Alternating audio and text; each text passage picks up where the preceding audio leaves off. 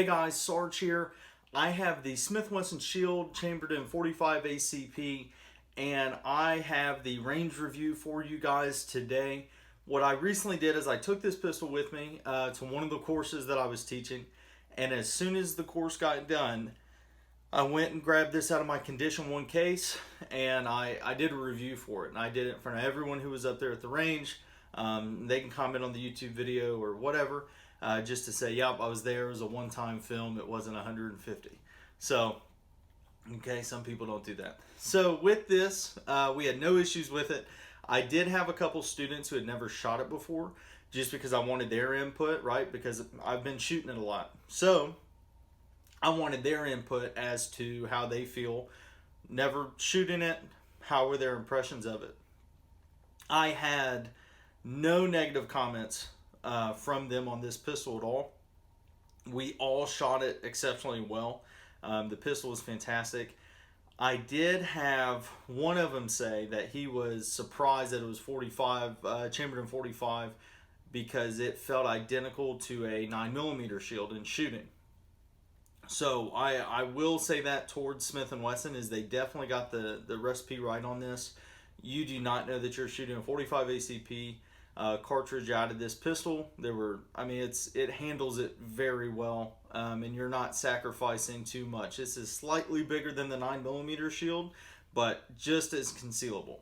And instead of 7 rounds of 9mm, you're given 6 or 7 rounds of 45 ACP. So if you're more of a 45 guy than a 9, I think this is the best single stack slim line option for you to go. With this review, what we're going to do, guys, we're going to go over, I broke it up into 4 parts, okay? We are going to go over accuracy, then we're going to go over the controllability, then reliability, and my final thoughts. With the accuracy portion, guys, what we're basically looking at is just taking it from my Condition 1 case, walking over to a little shoot-see target. What is the accuracy that I can get with it? Accuracy is 100% up to the shooter. What I will say, I did not get warm-up shots, right? I did not go out there and see, okay, I didn't check. I didn't do anything. I just grabbed it out of the case and shot it, okay? So the shots are a little bit to the left, and what I think that was due to is I was shooting excess big dots all day with my 1911, and I have not put excess big dots on this shield yet. I'm getting ready to. So I contribute it to that, but if you look, all the shots are in a tight little group. Something I do want to point out, guys, is it's within 3 inches. Like, the grouping size is within a 3-inch group, so I'm okay with that. Accuracy wise for me, I'm okay with having 14 shots in a 3-inch group. Okay, so we'll look over the accuracy of it real quick, guys. Let me know what you guys think through the shooting portion there, and we'll come back to the table and go over the next part.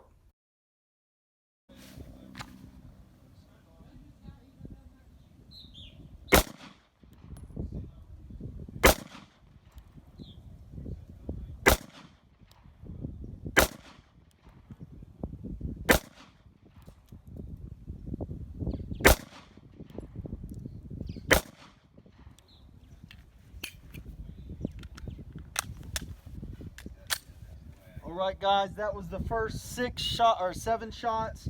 Let's see these last 7. It looks like I'm shooting a little left.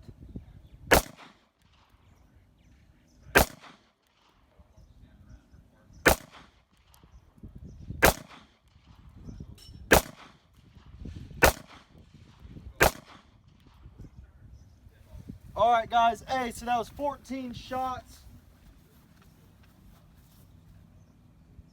14 shots with the M&P Shield 45, and that's a pretty good group size, guys. I'm okay with that. Hey guys, so there was the accuracy portion of it. Pretty accurate little pistol, especially when a lot of people say that these pistols are only good for a couple feet. I was standing in between the 7 and 10 yard marker. Okay, so just for your reference point, it was anywhere between 21 and 30 feet. So 21 to 30 feet, I think that's pretty good, guys. With this as well, the next thing I want to talk about is controllability. So I've seen a lot of reviews of this Smith Wesson Shield 45, and there are a lot of people talking about how they're snappy, how they're hard to control, or whatever else. You guys just saw the accuracy portion of it. I didn't think it was hard to control. This next portion of what I did is I loaded up. I don't remember which magazine it was. Okay, but I loaded up, drew it from a holster, and I shot as fast as I could. On a, I believe it's an 8-inch, could be a 10-inch. It's either an 8-inch or a 10-inch steel plate, and I'm standing at about 12 yards. So just so you guys have a reference point for that, that's what I'm doing. I had a couple other students standing back there too, so they were able to see that. Let me know what you guys think from watching it, right? Because me shooting it, maybe, I'm feeling a little bit different, but let me know what you guys think when you're watching this next controllability test. And is that a test that's valuable? Is that something that actually makes sense, or maybe we should try something else? So let's go to the controllability test, guys, and we'll come back here to the table.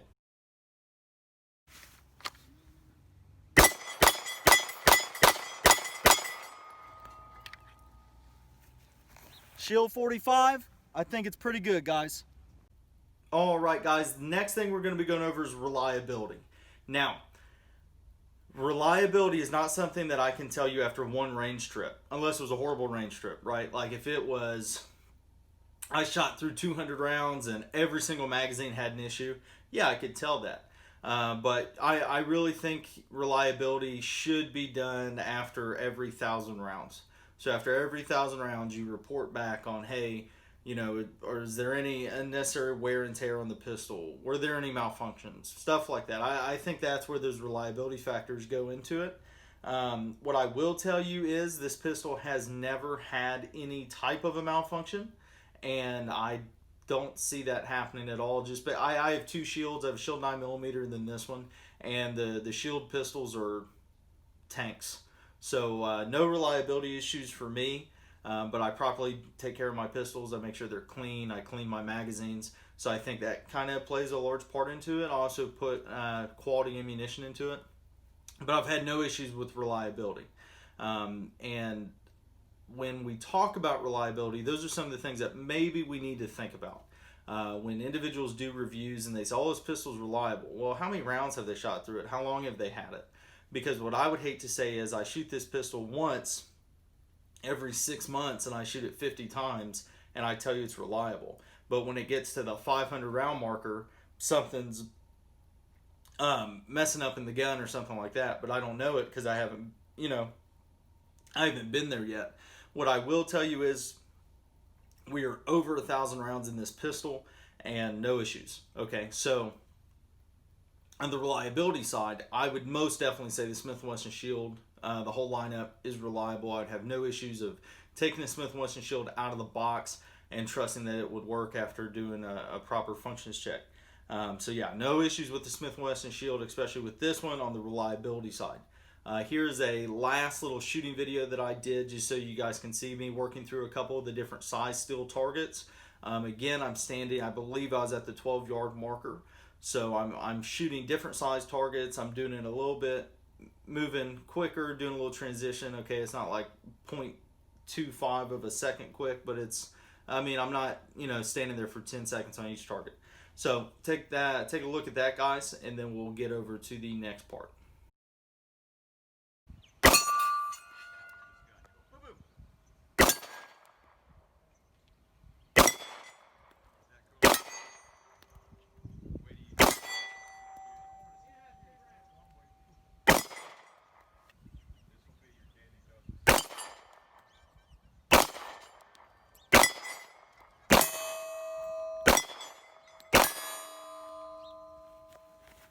Pretty good, guys. I like this Shield 45 quite a bit. All right, guys. So, final thoughts. I would not recommend this pistol enough. Okay. Oh, y'all thought I was going to say something else. No. This pistol is phenomenal. I think that everyone should have one. Okay. I don't think you can go wrong for having too many. But I could see this pistol. What I normally use this for is anytime I go on any sort of hike or in the mountains or anything like that. Of course, I have my P220 chambered in 10 millimeters, my carry gun. This is normally in a pack, okay? There are some situations as well that if I'm running, if I'm running outside real quick or whatever it is, that I put this in an ulti-clip holster, and this is my go outside and get the mail gun. For individuals that this is the size that you kind of want your carry gun to be, you don't want to carry a full-size gun. You're looking more for the subcompact, thinner pistols. I would recommend this 100%. The texturing that they have on these is phenomenal, and all the 2.0 series have it.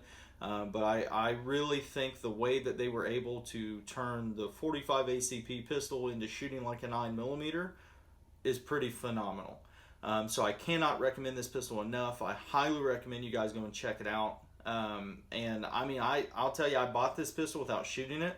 It was one of like the first. Normally I like shooting the pistols before I go and put money on them just to know, okay, whatever. But this is a pistol where if you guys went out and bought it, I don't think you're going to have any issues at all. So I would highly recommend you guys check this pistol out.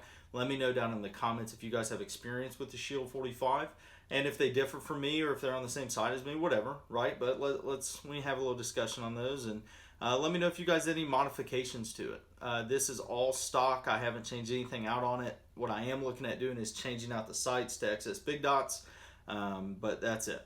Everything else is perfect on this pistol, so I really don't see a reason to change it out. But let me know if you guys did and what you all changed out.